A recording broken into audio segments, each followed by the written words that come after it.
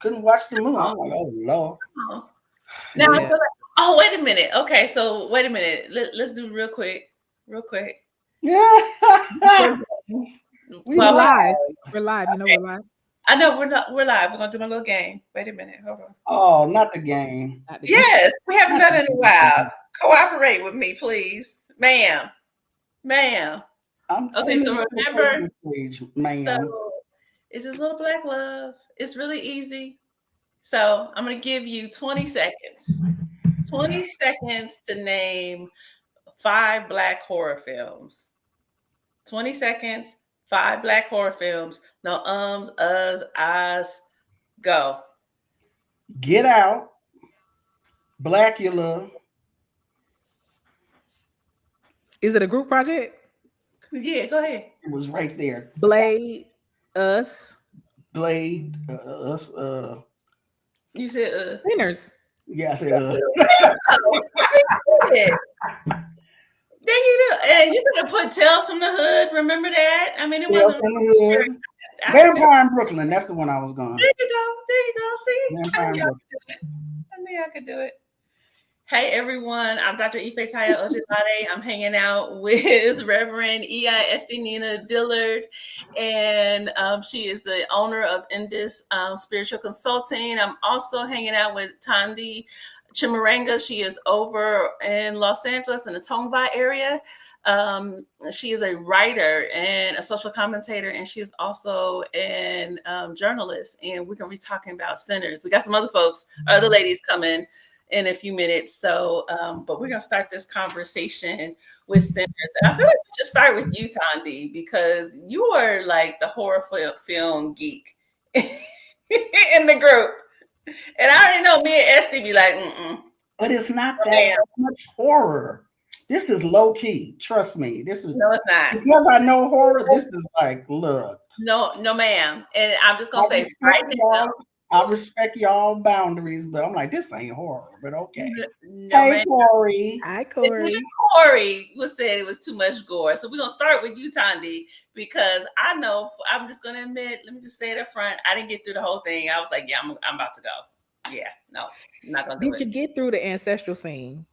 Oh yeah, I got Ajoke said we had about maybe 20 minutes left. I got through to when the Chinese lady said for them to come in. And I'm done. Again, everybody was all like waiting, and child, I had my purse on my shoulder. Correct. Like when she yelled, I said, "Oh, here we go." Oh, I was done. I was like, "No, ma'am, I'm not gonna sit here, heart pounding, not feeling good. Nothing about that was entertaining." I was like, "This is abuse. Leave. You can leave." Anyway, Thandi, start us off on this. I don't even know where to begin after that. So I'm just going to, because we're short on time. Okay, so if you don't know by now, that's just too bad. We're talking about Sinners by Ryan. Estee, stop looking like that. We're talking about Sinners by Ryan Coogler. If you don't know, now you know. So the first thing I want to say, though, is I've thought about it, and I thought about it, and I thought about it. And I may have been poisoned by spoilers. I was doing like Little Kim, trying to avoid the spoilers. I don't know how well I did, but I don't think this film really did much for me. What's doing it for me is Black folks' reaction to the film. Black people have lost their damn minds over this film. They listening to the soundtrack nonstop. They going to see it 3, 4, 50, 11 times. Yep. They want to talk about it. They making videos about it, not just breaking it down, or in some cases trying to break it down. They crying and testifying over.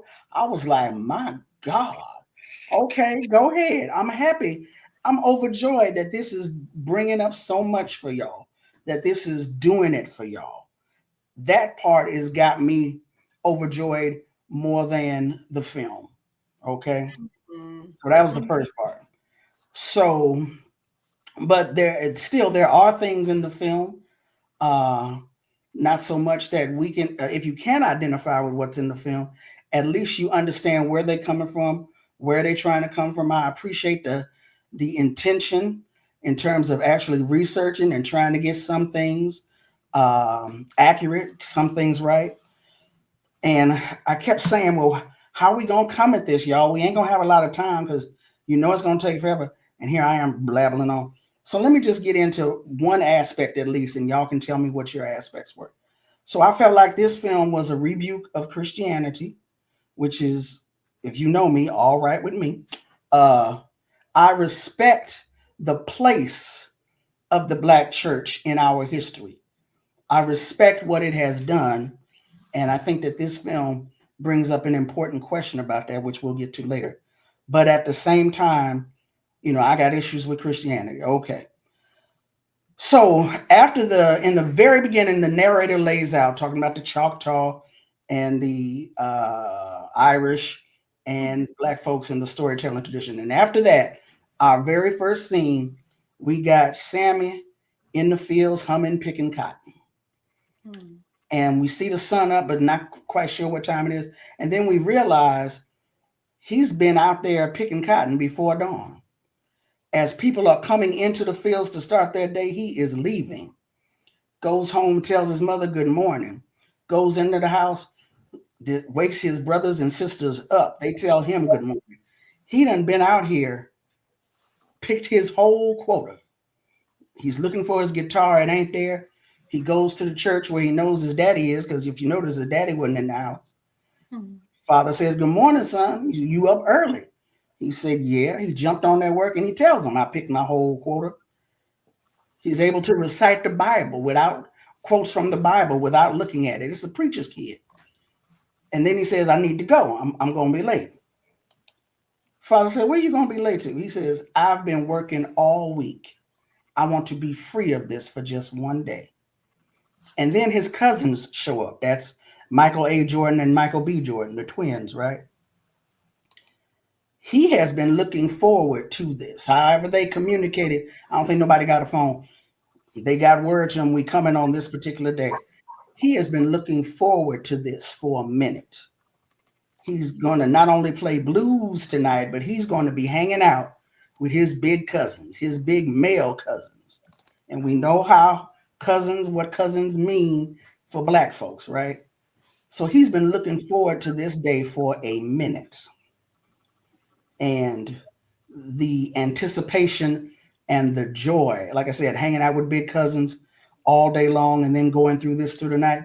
Now, we see, actually before we see Sammy going in the fields, we see him driving up to the church after the night has passed, tattered, bruised, battered, and he's gripping the neck of that guitar.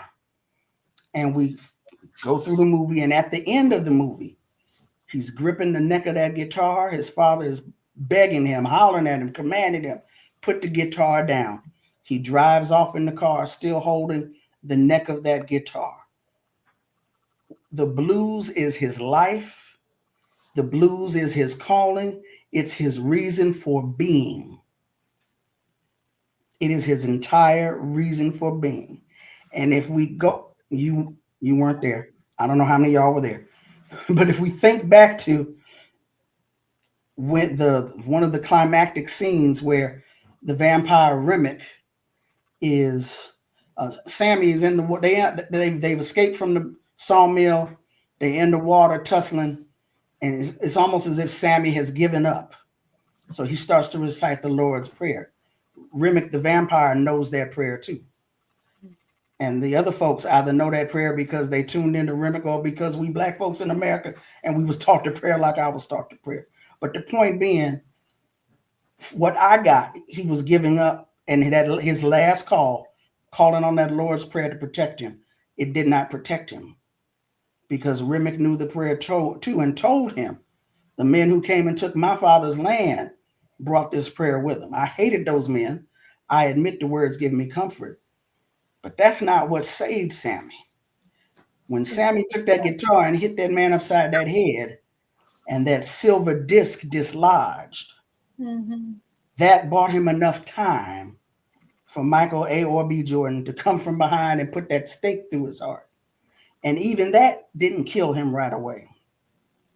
All of that bought enough time for the sun to come up and destroy him. It was the guitar, that instrument that he uses to commune with ancestors, to pierce the veil.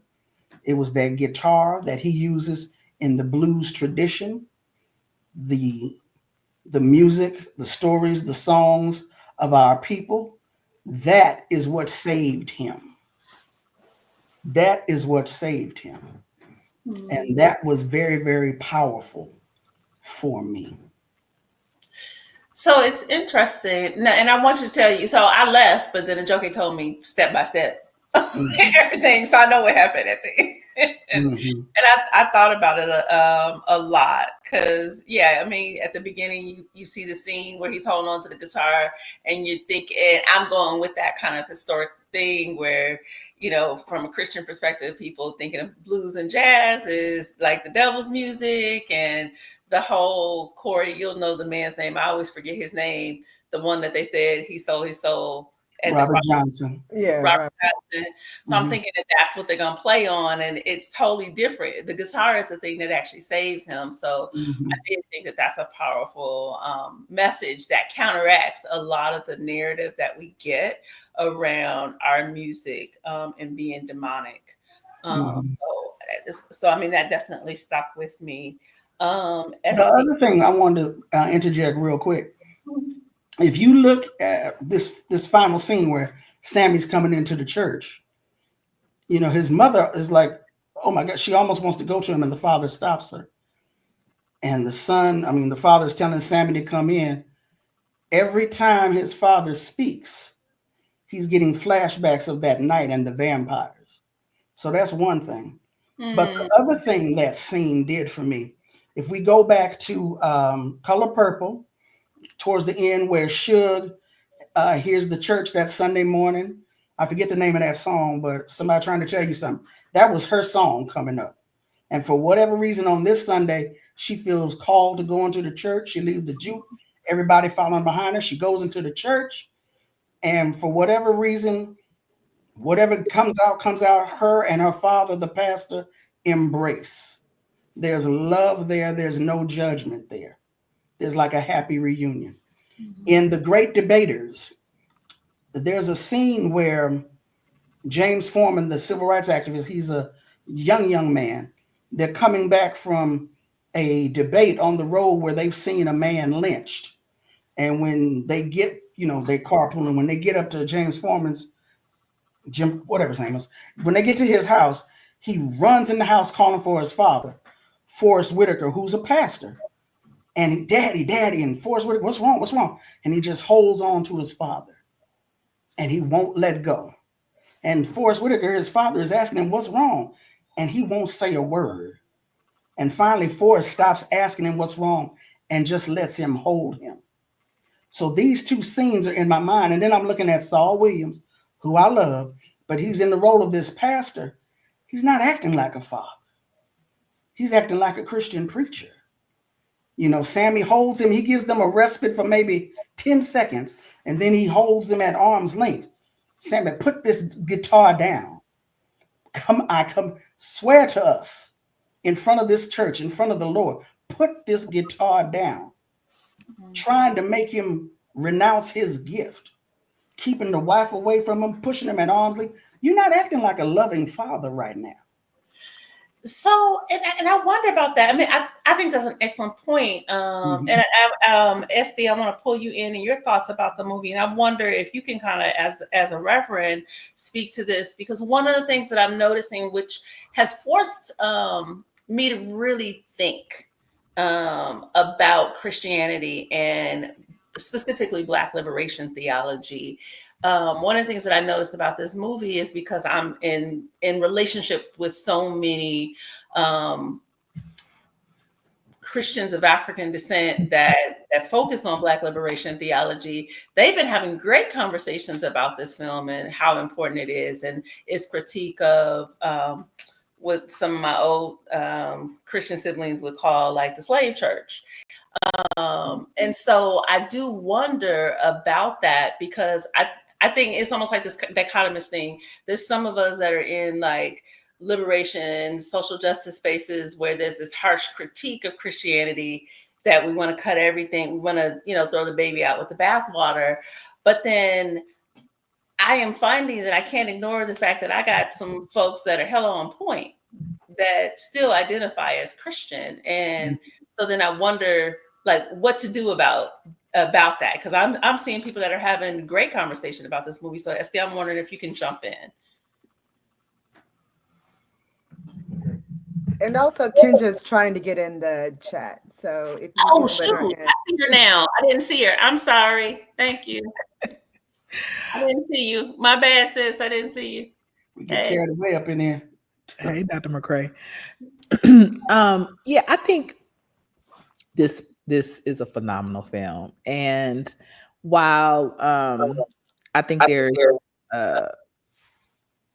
many opportunities for more, I think there's quite a bit that is here, which is why the culture is having the reaction that they're having. I also think it's very accessible in ways that Black films that critique Black culture have not been accessible. I also think that using the tool of horror is very clear to me. And so I think that even horror is subversive here, because it's not jump scare horror, and it's really gore and the use of vampires. I think all of that is instrumental to make a larger point. Because to me, the most horrible thing that I saw was the condition of Black folks in the Mississippi Delta. And I kind of think that that's the point. I also think that the use of Christianity is subversive here. I don't think it's an open refusal or rebuke of Christianity so much as it's a hermeneutical shift. I think that the point is to give us some interpretation. You got to give it a translation for hermeneutical. Let me go look that up real quick. Throw it away. I think it's an opportunity for us to interpret what happens in Christian context in different ways, and to see it in a way that that paralleled against other forms of spiritual power. We aren't left with a simple "this is right" and "this is wrong." I think the point is to offer a complexity and to make it difficult to be able to call. I think the point is to make it complex. And I think that's the shift, because usually in Black films, we're given a very clear, it's almost like a romance. You know what I'm saying? When it comes to religion, we're given a very clear, this is the good thing and this is the bad thing.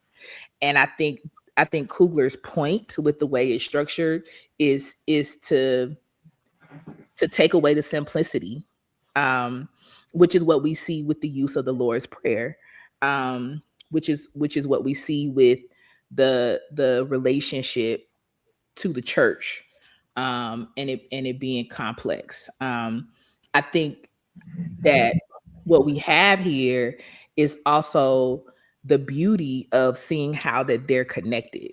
And I think that's really clear in the way that the music is both talked about and personified and embodied. So it didn't seem like you were supposed to walk away with a very clear, this is good, this is bad, but instead with a need to kind of sit and reflect, which is what I think we're seeing happen in the culture. Yeah, no, I agree with you. Corrie, I definitely want you to jump in, because the parts that I did, so I probably saw 75% of it. And the parts that I did see, I was like, oh, this makes me think. And I feel like it's a very specific lens that Ryan Coogler has as a child of someone who, a child of the Great Migration. So there was a lot of ways that the film was captured things that I'm gonna pull out later that I was like, oh, I can feel that. I can see why he did that as somebody that is also a child of the Great Migration. But Dr. Claiborne, jump in. And yeah, and I feel like one of the things, let me see if I have some AirPods, which I might. I don't. Okay. Hear you. Okay. We can hear you. Yeah. Okay. No, it was echoing. So, but one of the things I will say, and this is what, one thing I don't like about this culture, because you hear so much about something before you see it, so you go in with expectation. So I will say, for me, I liked the film, didn't love it. There were some parts that I was really excited about, like you were saying, that understanding the Great Migration, understanding what the life of Black people was like, and is still like, honestly, in that part of Mississippi, which is still at the bottom of all metrics when you talk about Black life and poverty for Black people still. And that has much to do with the sharecropping system of slavery, all of those things that we still haven't really dealt with. And to sort of think about, when Richard Wright was writing, Black Boy or Native Son and all of those, and we talked about August Wilson's play, right? Ma Rainey's Black Bottom, which deals also with blues and migration and this kind of story and really racial terror. So I did like that. And one of the things I wish you would have stayed for is when Michael B. Jordan gets back at the Klan, because that was almost a payoff for making me sit through all of this, like, let me eat your face, all this other kind of stuff. I had to have that at the end where violence actually made me feel good. I'm like, oh, not be the pacifist and getting all excited about all these white people dying, but I am. Like, I just like kill them all, like in the worst way possible. I was like excited about it.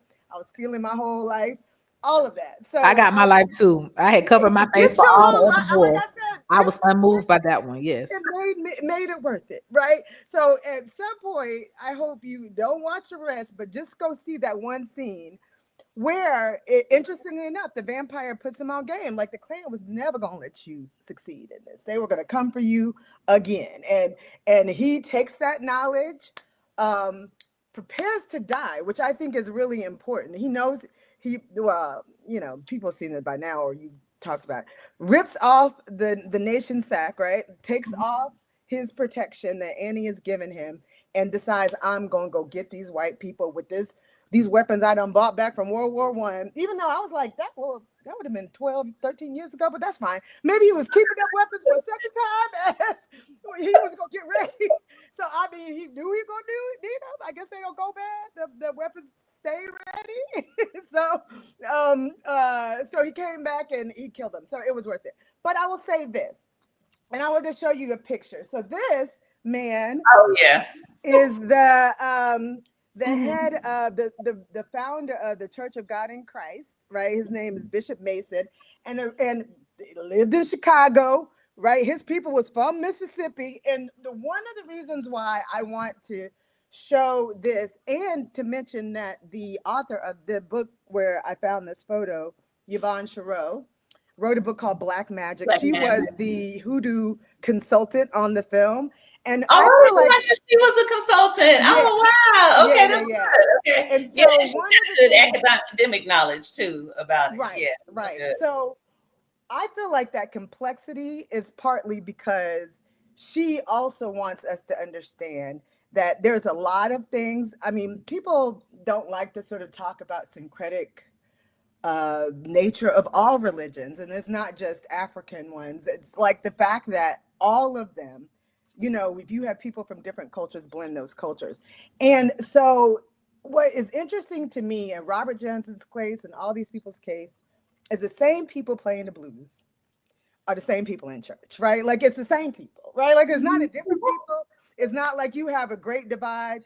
Even when, and I'll say this too, I feel like there are so many layers with Sammy, and it's not like, when you say that his religion did protect him, he's the only one that survived, that did not turn into a vampire or did not in some other way get sent to the land of the ancestors. And I think that was and I don't want to say that he gave up his faith. I think what he gave up at the end of the story is the belief that these things were separate. Like to play blues is the devil, and to go to church is whatever. He kind of integrated it and understood. But if you notice, every promise that was made, and this talks about the power of the word, and that's one of the things that is so much a part of quote unquote black magic, is this when you would notice everything that they promised to Sammy, like the Michael B. Jordan A and B. They said, we're going to get him back to church in the morning. He told his father he was going, he been working all week, but he'll be back to church in the morning to play. The Michael B. Jordan 1 or 2 said, okay, we're going to have him back. 3, remember they were saying to him also, we don't want you to give up your life to be in the juke. You need to stay playing in church. Keep doing that, because this is not a life that you want. He talks about, oh, it's so great to move to Chicago. Buddy Guy, who's the musician that is the adult Sammy, obviously same story. You know, he went to Chicago, but in that duality, like that ain't the promised land for you. That's not better. That's just, what did he say? Sharecropping with high buildings or something like that? Yeah. Exactly the same thing. And I feel like on religion, on this way black people, we have like, oh, well, racism is better in the North than the South. No, it's not.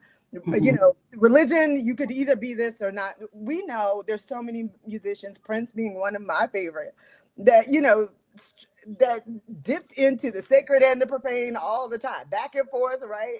It's not necessarily separate. And to go back to Ma Rainey, you know, I think, you know, that's one of the things. Oh, well, I'm forgetting his name, but his blues name was Georgia Tom, who played with Ma Rainey. He's literally the father of gospel music, right? Like, who started off, what is his name? Thomas Dorsey, right? And this is one of the really interesting things is you can't have, and I think this goes back to our philosophy about black people. We always want to look at the good things. You can't have the good without the bad, the joy and the pain. What did the Frankie Beverly May say? Like, everything goes together, right? We want to make it one thing without the other. We want to talk about people being great without talking about where they came from. We want to talk about black people, only imagine them in the future and not think about what their past is.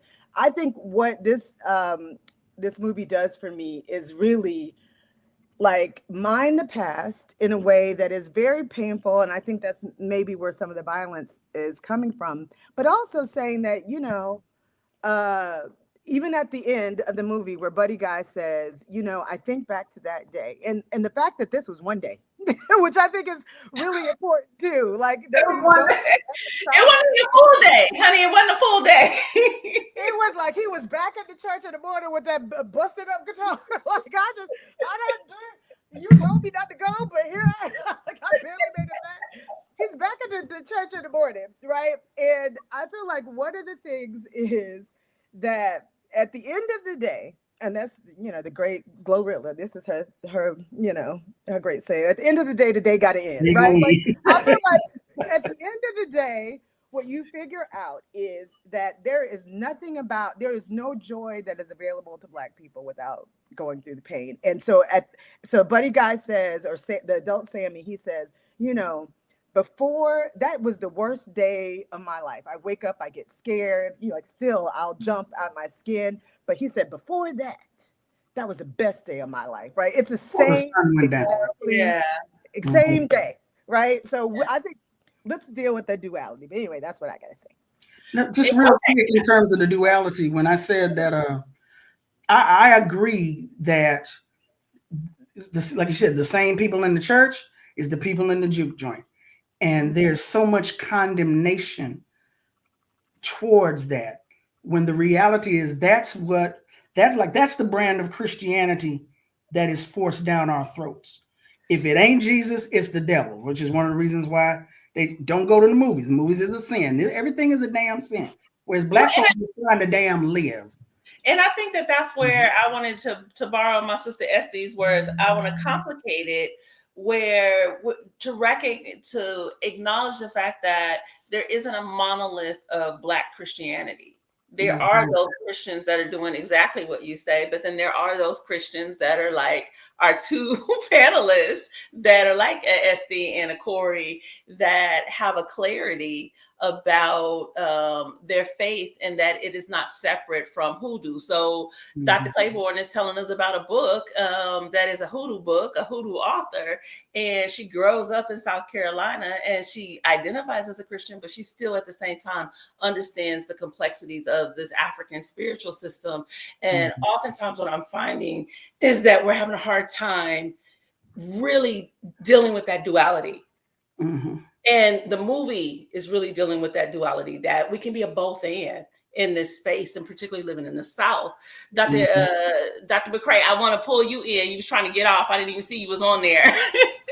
So I want to get your reaction to the movie. And I was hoping to catch you beforehand because I want to, so I know that this is going to be a surprise question, but I really want you to talk about the ancestral scene with the music. That's the part that Ajoke kept wanting. She came back. She was excited. She was like, you got to see this scene. I thought it was really powerful.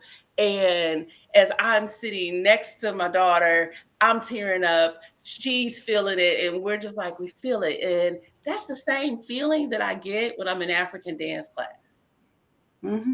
It's not the feeling that I get when I go and listen to some like white classical music. And because you have that history in dance, I just want you to talk a little bit about like, what is it that we're feeling? Like when you really feel the music. Okay, so there's a lot of parts and pieces, moving parts and pieces to that. I thought that scene made the movie. I was here for it. And so to go straight to your, I guess, the most pointed question you asked, which is what is happening there. And so what I heard a lot of people here saying I'm in agreement with, right? That this movie, the writing, to me, looks at several stories with sort of the story of Robert Johnson, the bluesman, at the center, and says, what if we looked at this story from an African-centered perspective?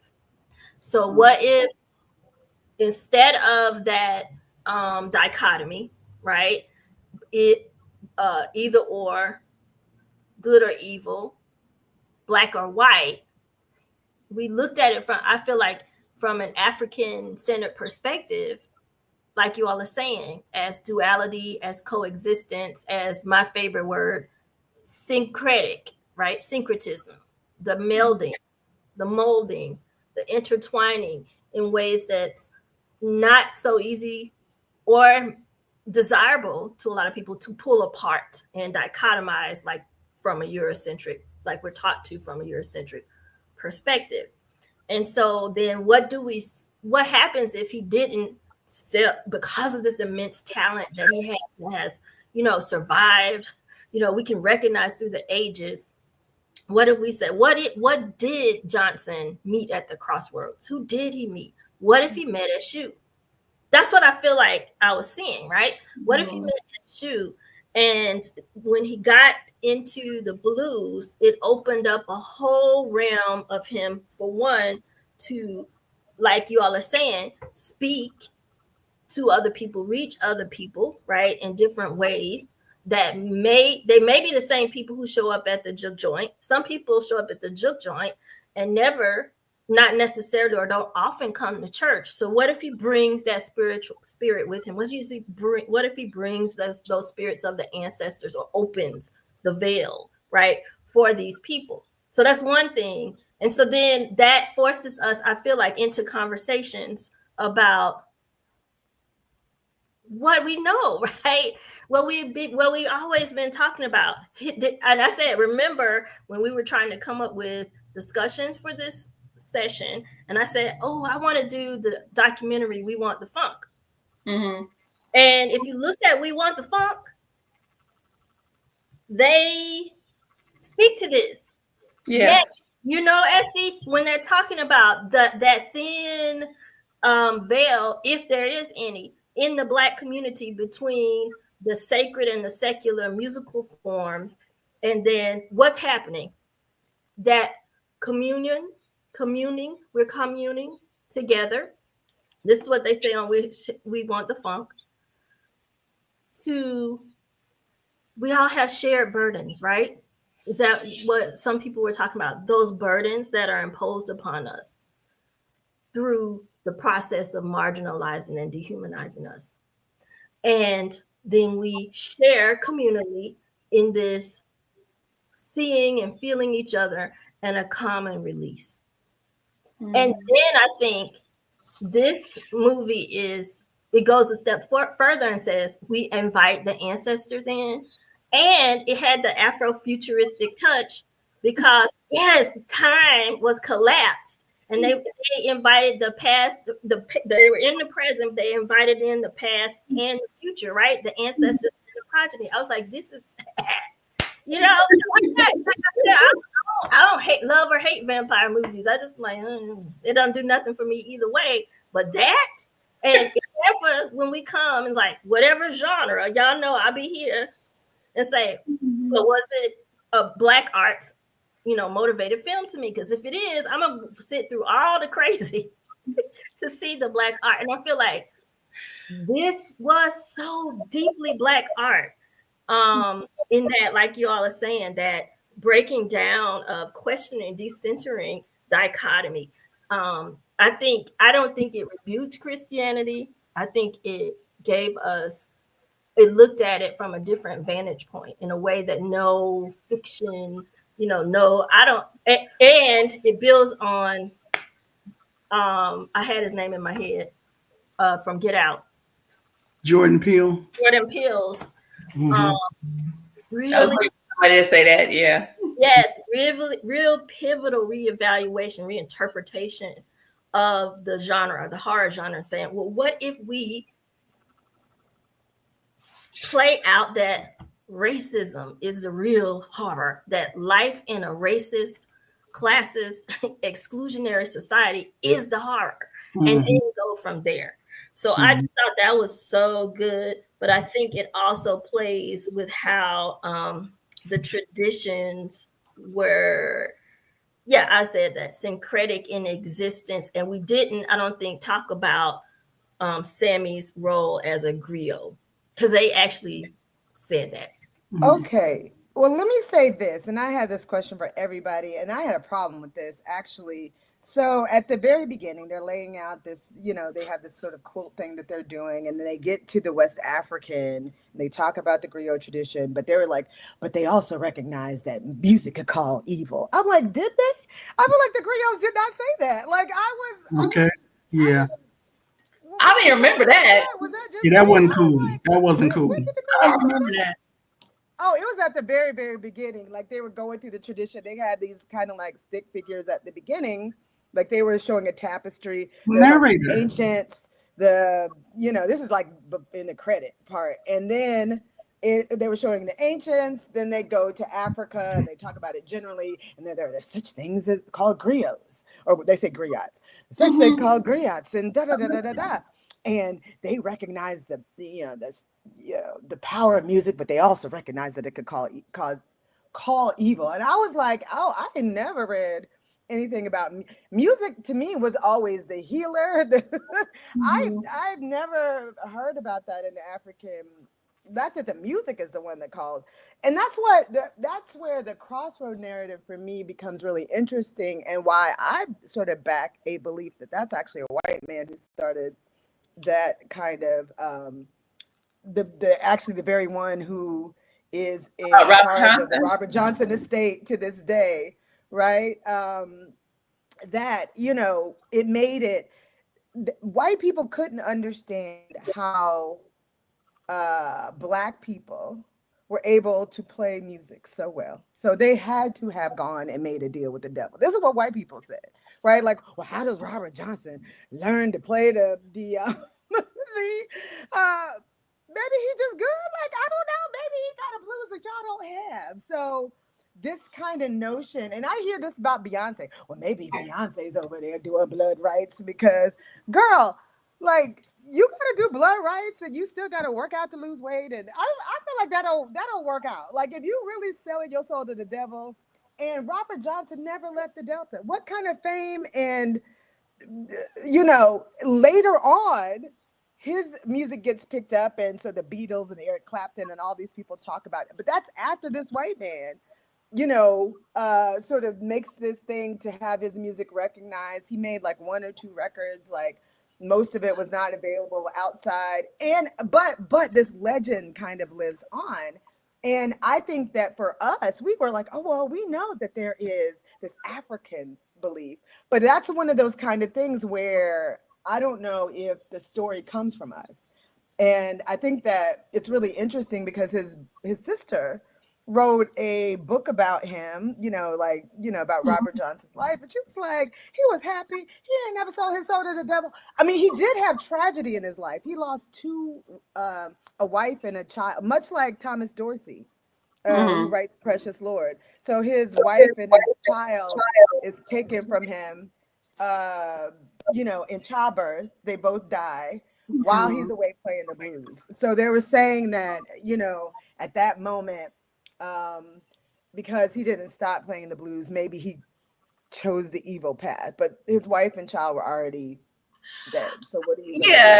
I think when people say that kind of stuff, I just dismiss it because I'm just like, okay, it's like saying that, aliens built the pyramids. I was just like, okay, whatever. Thandi, though, I'm wondering your perspective, and I want to tie 2 things together. So, Njamile, you were talking about this kind of African-centered perspective of the movie. Like, what if we take this idea that we've messed with over the last century around music and Black music, and then what if we look at it from an African perspective? And so I thought that this movie was a very unique African-centered perspective that is the perspective of a child of the Great Migration. And there are very specific things in there that I was like, oh, I can see why he did that. I can see why he did that. I mean, and so I'm wondering, Thandi, if you picked up anything that you felt was very specific to being a child that grew up in California and telling an African-centered story, but being from California. Okay, everything just went kablooey. So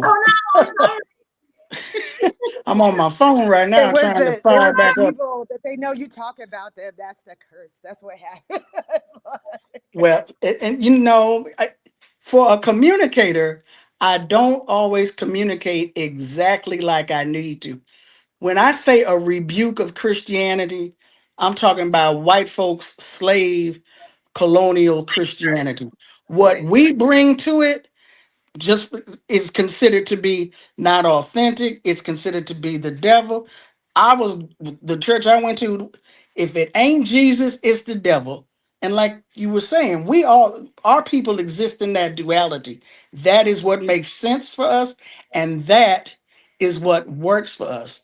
So I felt like it was a rebuke of that shit I mentioned in the beginning. The way that we are in our tradition, what we bring to Christianity, I'm okay with that. And I'm talking about pre-liberation theology. I'm talking about the hoodoo. I'm talking about that tension and the way we navigate it. That's what works for our people. I'm okay with that. It's this other madness that I can't deal with. But at any rate, what was your question again, ma'am?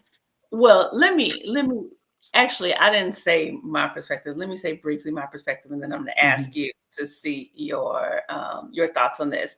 So as someone that grew up in Los Angeles, I thought it was hella on point for him to have the Chinese couple there. And I was like, I love that. And I love that you could tell that they were Americans, that just finally kind of challenging this idea of like always that if you are a person of Asian ancestry, that you are a foreigner, that you are not native to this land, that your family hasn't been here for generations. I absolutely loved seeing that.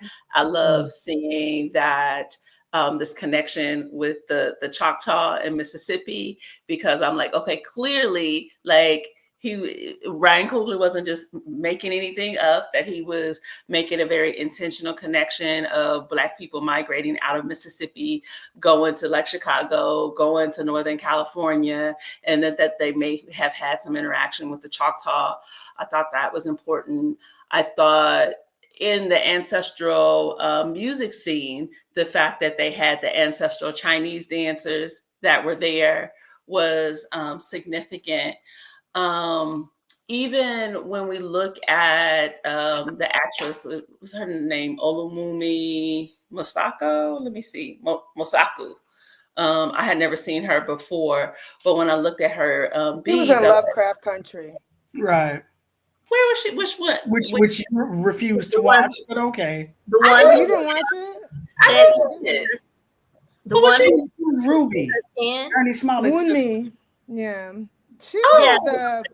I didn't remember. Okay, I see that. You know, all I can tolerate is one viewing of Lovecraft Country, except the parts when they were them racist. I love those parts. I was glued to it. I didn't mind. Each time I was like, really? That's why you gotta see the end. That's why you gotta. That's why you got it. Like I said, if nothing else, when it comes on stream, it's fast forward. To the just to see that part. And then, so when I looked at her beads, I was like, okay, so what are we going to do? I wanted to see what they were going to do in terms of the beads around her neck. And of course, I was ready to pounce. And I was like, okay, hoodoo person. I could tell that they actually had someone consult on that, because it was a great mixture. So we saw Ifa beads, but then I saw some that were perhaps Akan beads. And then I could also see that it's this influence of hoodoo. So like you've got Gullah people that are going to wear beads and you think that they're Ifa beads, but the colors are different. And so like, oh no, that's, you know, kind of this mix of these West African and Central African traditions. And then she also had the seed bead. If you go back, I don't know if you paid attention to it, that seed bead, and I can't remember the name of it. I don't know if any of you know the name of it. I looked up that bead long time ago because I like had some necklaces and I had the bead and I was wondering what it was. It's a protection bead. So I don't remember the name of it, but I know that people use it for protection. And so I could see that there was a lot of intention in what Ryan Coogler was doing. And if nothing else, even if just because I don't like horror does not mean that I cannot appreciate what he did. And I was like, okay, I see you, Ryan Coogler. And I could see it from myself as like this being a very specifically African-centered story that's told from the lens of, again, the child of the Great Migration. And so that's what I was asking of you, Thandi, since you're from Los Angeles like me, but then have also lived in the South and in the North. Are there things that you could see in the movie that you felt like, okay, I can see why you did that because you're from California. That's why you did that. No. Okay. No. I didn't see anything that brought that up for me. Okay. No. What I will say though about one of the things I will say about the scene, the first time I saw the film, I didn't hear the narrator give it the context. So when I saw the what we would quote unquote usually call an anachronism, I felt like it was heavy-handed. But once I watched it a second time and the narrator said, conjuring the spirits of the future, I was like, oh, okay. She set it up for us. That was Annie, by the way, as the narrator. And so that's when you see the guitar come in. That's when you see the twerking. That's when you see the DJ, the brothers either crumping or crip walking or what have you. And just real quick, in terms of Afrofuture, when the guitarist came in, I think maybe I should only speak for myself. So a lot of time when you hear electric guitar and the Black folks on electric guitar, you think of Jimi Hendrix. But in that setting and the way that person was dressed, I would say Bootsy Collins. Definitely Bootsy. Bootsy comes out of Parliament Funkadelic, and you ain't gonna have a We Want the Funk without George Clinton and Parliament Funkadelic. So talking about bringing in the spirits of the future, I was like, yeah, do that damn thing. Do the damn thing. With your twerking self in the kitchen. Go ahead on and do that. Go ahead, Angelina. I know you want to go back to kind of talking about the Black aesthetic. Well, and I was waiting for you to put in what's the elder from his ancestor from Sun Ra. I thought you were gonna say that. I was waiting on it. I thought he was gonna show up. I really was coming. I didn't think about that, but I want to go back. I only watched it one time, so I'm on the I want to see it more than one time bandwagon. And so now I'm gonna go back and watch it from the perspective of somebody who says, "Oh wait, I didn't look for Sun Ra or his imprint on this." But you know how Sun Ra, going back to the music thing, what are we feeling? He said music was so powerful, right? In an interview, and he was like, yeah. And so the interviewer was like, oh yeah, it is, like it can, it moves our emotions and, can help shape our ideas. And he was like, sound can wash clothes. Sound can, he has this list of things that sound can do, right? And it was very Afrofuturistic. And I was like, yeah, I'm not even going to refute this. I'm going to just go do some research, right? Because I'm ignorant. And so I think to go back and watch it one more time from a Sun, how am I channeling, or how is Coogler channeling Sun Ra would be great. But the Black art perspective, right? We've had a series of conversations about Black art and Afrofuturism and things like that. And it's not just us here. I'm just saying people, right? Who are in my, networks and stuff. And so in one particular conversation, I was talking about how, I think it was probably Jordan Peele in Lovecraft Country, embody, right, the Black aesthetic as it was defined during the Black arts music, right? How functional was it? How committed or committing to the Black struggle was it? And does it reflect a level of collectivity in its development and its sensibilities and who its audience is, right? And then one other expert in the discussion said, I also, this is not one of the traditional perspectives, but I think that to be Black art, it has to also have some level of get back, right? Revenge. And I was like, yeah, that's a good point. And I just, stored it in the back of my mind. But when I saw this Sinners, I was like, the get back element is so strong. It's making me think maybe I want to sit and really read and write and think it, is that a newer element of Black art, or is it one that wasn't addressed, but that brings a level of satisfaction? And why, brings a level of catharsis, and why? Is it doing this in the fact that all the other elements are there, including a kind of communalism? Is this, when we talk about the church and the juke joint, is this movie theater, is sitting in front of this movie like a third space of yes. We all have heard about, talked about, and experienced going to a movie with a bunch of Black people. And how you be hollering about stuff, how it's just energetic. You mad at the character for making a dumb decision. Girl, why you go in that room? Don't open that damn door.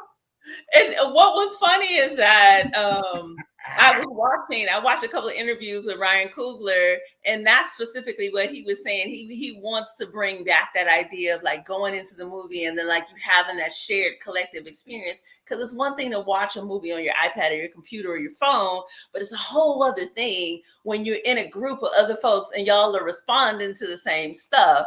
I see a couple of messages. Hey, everybody, we got folks listening to us. So do me a favor, give us a like, share, all that kind of stuff. Definitely give some comments. Jermaine Marvel said the Sunrise spoke of going back and going forward into infinity and bringing it to the present. He was saying, well, I don't know if Jermaine is a he or she, but it said he never used the word Afrofuturist, perhaps because the term was not coined by a Black person. And then said an interesting comment. I just looked it up. It said, and futurism was Nazi adjacent. And I was like, I never heard that. So then I was looking it up. And okay, of course, the history professor would shake her head and say, yes. So I'm like, what? I never heard this. And so I looked it up online and I saw the explanation of that. And I'm like, okay, well, there it is. Estee, you haven't been in the conversation. Talk to us. I think we're outside of my expertise, but not necessarily about that. I just looked it up and I thought that was interesting. But any other thoughts about this movie? Actually, no. Well, this is an Estee question specifically around hoodoo. As a person that grew up in the South, grew up in rural Georgia, and grew up in a Christian household, talk to me about two-part question. One, did you see elements of hoodoo or discussions of hoodoo when you were growing up? And then two, as an adult, how have you integrated any of those concepts into your adult life? And what would you say? Well, it's a three-part question. And what would you say to Christians specifically that are looking at these kind of pieces of African spirituality and calling it evil? Yeah, sure. I think that anybody that's in the Black church is doing hoodoo. I don't care. Look at the two Southern ladies. Just stop right there. I can hold your hand while I say this, Black people, but and they even know it, and then that's so I think they want to condemn it because they're trying to act like they're not doing it. But girl, what'd you do? Like you held a piece of Bible, you put a name in the Bible, and then you closed it, and you said words wishing for a certain thing. Like, girl, that's the same thing they do when you put it in a little sack. It's like the same thing. It's like you say words, put it in the sack, same thing. So yeah. So I think there's a very clear answer there. And so I'll skip to your third question. I do think that the response that we're seeing online from evangelical Black Christians and conservative Black Christians around, perceptions of evil and demonic spirits and witchcraft, it really speaks to the level of internalized anti-Blackness and internalized white supremacy that we really struggle with because of the ways that we have accepted white ways of being Christian. And I think that they're still doing hoodoo, right? Because the ways in which Black and African descended folks engage the biblical text is inextricably linked to our retentions and our sacred memory that is in our blood. So the ways in which we embody it, the even our epistemologies, right, are absolutely tied to how we embody and understand and see the fruit of walking with the biblical text and engaging in Black Christian spaces, how we relate in community in Black churches is a part of hoodoo and how hoodoo works.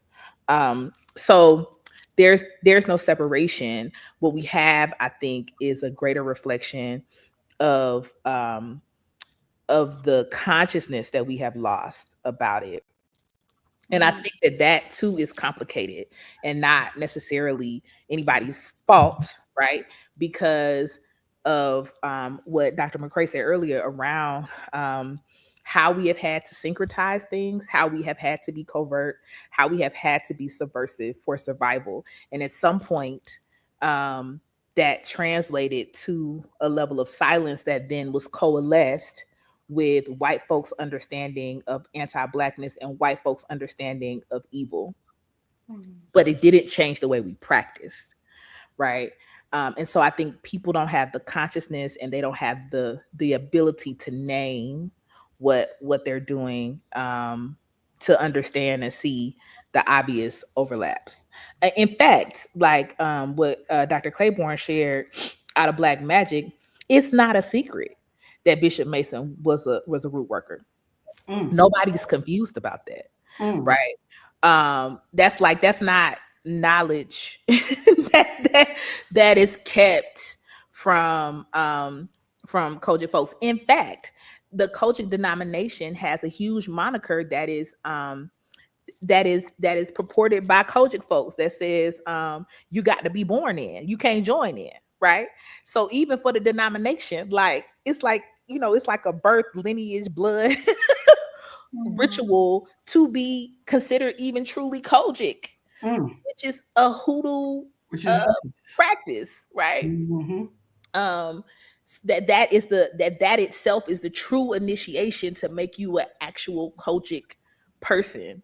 So I think that there's no consciousness though to support people being able to see what they're looking at and know what they're doing. And I also understand the lineage that comes from, right? And so I think what we're seeing in a lot of the online conversation about that is reflective of our need for things to be dichotomous, and even the ways in which our faith and our religious practices. And I would say I see this in African traditional spaces too, right?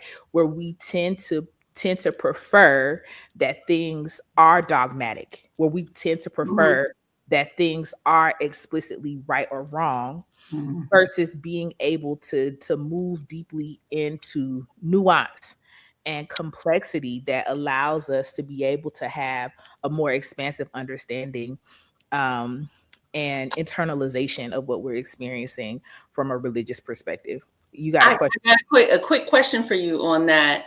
So, and I'm probably gonna get kicked out of these spaces I'm in because I'm revealing something. So I've been around people that have gone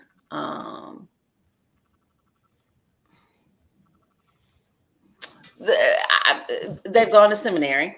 And one of the conversations that I thought was really interesting is that when they get into seminary, they realize a lot of the stuff that they were told growing up in the church was untrue, and that the people know it's untrue. And so they feel betrayed by their pastors. And that's one of the things that some professors end up having to work with students with. And so as you just said that, I was just thinking, so just even in the Kojic church, the people that I've met, they're like extremely dogmatic.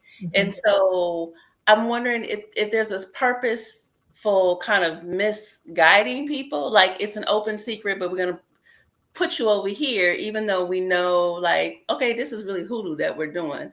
Because the people that I've talked to over the years, they don't seem to be clear that what they're doing is hoodoo. But I'm wondering if the pastors know it, and they're just saying something different to their congregation.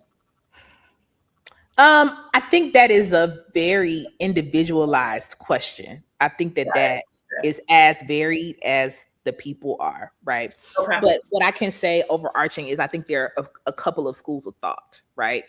I think there is a school of thought that I understand this complexity, but I can't explain this complexity in a way that people will be able to maintain their faith, right? So I think there are leaders who, I wouldn't say they would feel like they're intentionally misleading people. I think they would feel like, you know, as leaders, there are always things that you can be discreet about.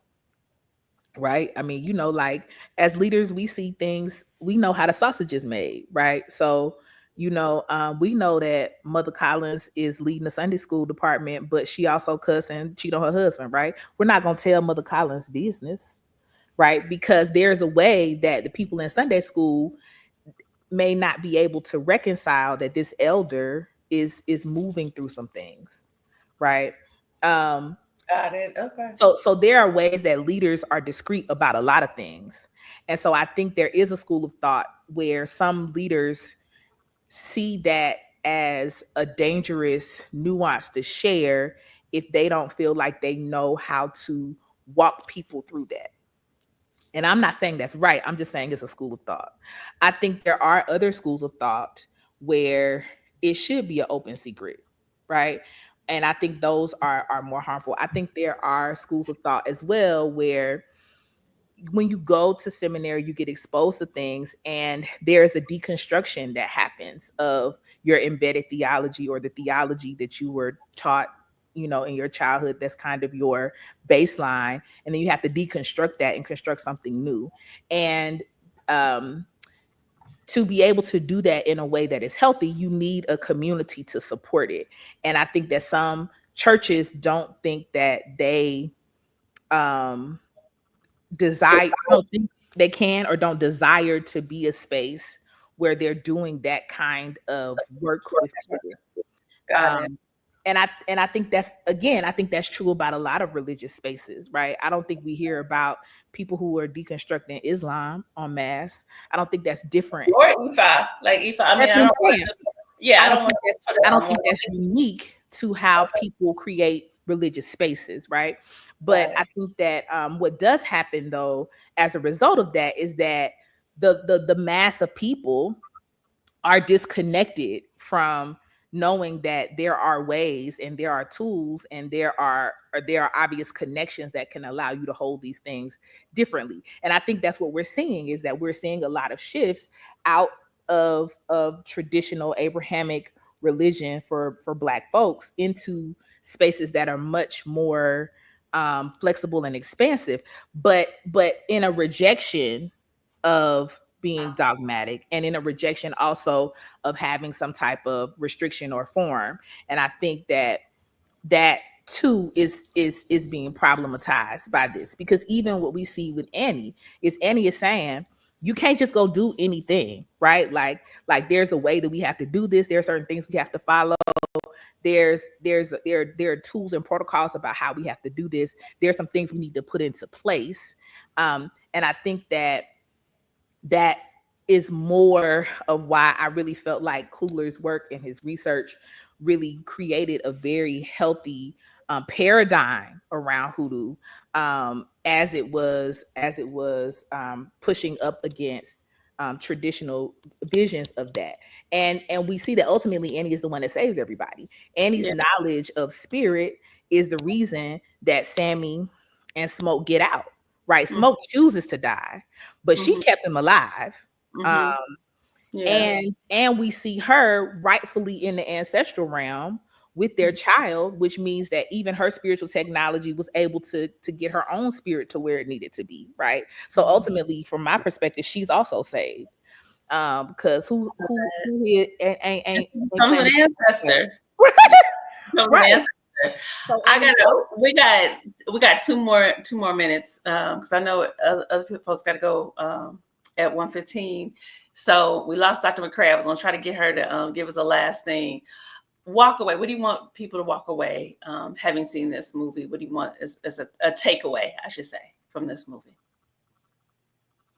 I think you should go first. Well, I think people should leave with questions and really understand what they believe and what they think about their ancestors. One thing I did not like is that Annie never does call on her ancestors. She don't ask them nothing. She doesn't sit down and refer to any kind of one that would point that out. Yep, that's a good point. That is a good book of knowledge and etc. But I feel like that's left up for us to do, because you can't tell me that was the first time that any African person had to deal with a vampire. So she was like, oh, man, vampires, something different. No, girl, it's the same. It's the same that we've through the generations. And let's talk about how we deal with that. So I want us to really not accept, oh, something means something, right? Christianity means something, Ifa means something, voodoo means something. Let's ask questions and then ask our ancestors what it means. Like, so I hope that it leads people to do research. So. I love that. I love that.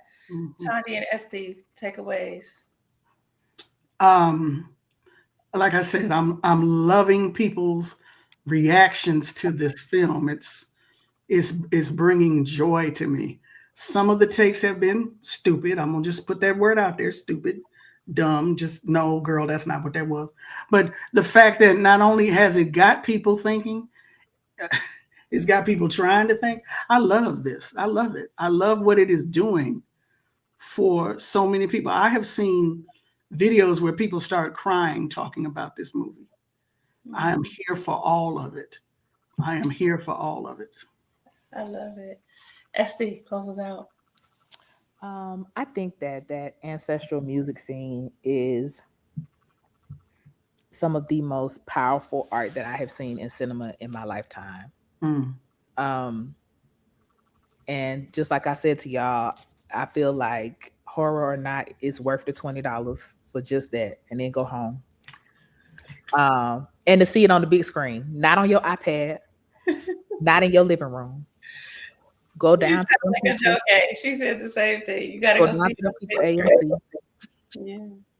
And go sit in that IMAX and watch that Egungun dance through that juke joint and start twerking to hip hop music.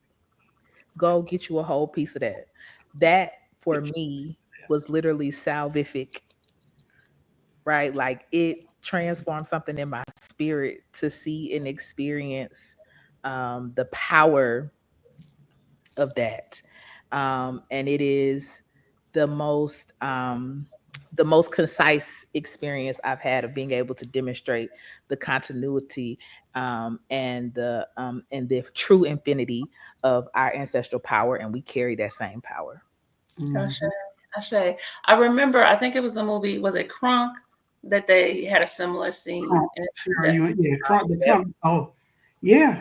That was the first time that I had ever seen that with the African connection, and I remember that being really powerful. So I would say that too. I mean, and for this movie to drop at this time, the thing that I would say that I really want people to take away is that scene, that ancestral connection, and specifically them talking about that our music pierces that veil between the ancestral world, the spirit world, and this world, and that I think it can do something healing and powerful. And just the fact that people are, constantly making jokes right now and focus on line dancing and learning boots on the ground, and that's where people's heads are at. Or like, one of the things that I made a comment about earlier this week to someone is like, there's lots of folks in the social justice space that are critiquing Black folks because that's the conversation. If you on social media, the conversation is consistently about sharing videos of line dance and where you go to line dance, the whole thing. And you got folks that are outside of our community that are saying that that's not the real organizing. And my thing is, if you know, you know. That's organizing. One thing I want to quickly mention too is and I think it was said, but I just want to kind of add an extra layer to is the power of voice, right? So even in that scene, right, it's Sammy that's singing. Sammy is a gospel singer. Like he was a child gospel prodigy. His mother is a gospel singer. His aunt is a gospel singer. And then he started singing. He went on tour with her, which is how he got discovered for this film. This is his first time acting. It's his first time being in a film. It's his first time singing blues, right? So even himself embodying and being the voice behind the ancestral scene is really, really a clear representation, right, of the overlap of that ancestral power and how it is. I wouldn't say it doesn't pierce the veil. I would say it is the veil, right? It is the thing that we move in and out of and through and apart to be able to conjure and exist and be in the realms that we traverse between and exist in. And he's a great embodiment of that, both in life and in film. And so what I want to say, because what Spirit is telling me to say, which I'm not saying, is I think it's a war call. When we look at music, it's war call. Take it down. Well, I feel like it is our knowledge, right? Like it's a war call, but it's always war. It's always been war, right? Like I feel like it's telling us to stay ready so we don't have to get ready. That's what I think it is. So maybe that's a war call, but I think it's like, trouble. Trouble's been here and it's coming again, right? And we don't have the time to think about what we're supposed to do. We should always be recalling that. And I feel like line dancing does that. It's like when you go to they say go to the left, you go to the left, right? Like you need to make sure you're ready to follow directions at any moment, right? So I feel like it does that. Yeah. In the I know, but in the juke scene, you can't really hear it, but I think it's Delroy Lindo. A narrator comes in and says, "When we engage in this ritual, we heal our people." Yes. Dance. Yes. Music is healing. Yes. What did George Clinton say? Funk not only moves, it removes. Whatever part of your body is in there. That's on the radio. And let the funk move through you. To your point, Thandie, we never have enough time. We got folks on here. Again, if you like what we were talking about, please comment, like, share, all that kind of stuff, because it helps the algorithm. Otherwise, and people don't know that we're here having these conversations. We are here every single month having a conversation about something blackly, black. This month happens to be sinners. Next month it's going to be something else. So we're usually here on the first Fridays. Thankfully, everybody came and we were able to switch it to the second Friday. But first Fridays of every month from 12 to 1 o'clock Eastern Standard Time. I'm Dr. Ìfétáyò Òjélàdé, hanging out in Muskogee territory, also known as the unceded land of Atlanta, Georgia. I'm joined by Reverend Estee Nena Dillard, who is the owner of Endless Consulting Spiritual Services. Also on the left coast in Tongva territory of Los Angeles, California, is Thandisizwe Chimurenga. She is a journalist, she's an author, and she's also a social commentator. And then the one that keeps us straight in terms of literature and all that historic stuff that has to do with all things that are Black is Dr. Corrie Claiborne. She's an associate professor of literature at Morehouse College. And we don't want to forget our dear colleague, Dr. Kenja McCray, who is a historian, and she is a professor at Clayton State University and a soon to be associate professor. And she's a soon to be published her second book, which is called Essential Soldiers. And so in August, we will be talking about her book, Essential Soldiers, and looking at, and I don't remember, Dr. McCray, if you are still in the chat, put the name of the subtitle of the book in the chat, but we're going to be looking at Black women and Black power movement and their critical role. So please come back every month and hang out with us. It was good seeing y'all. Take care.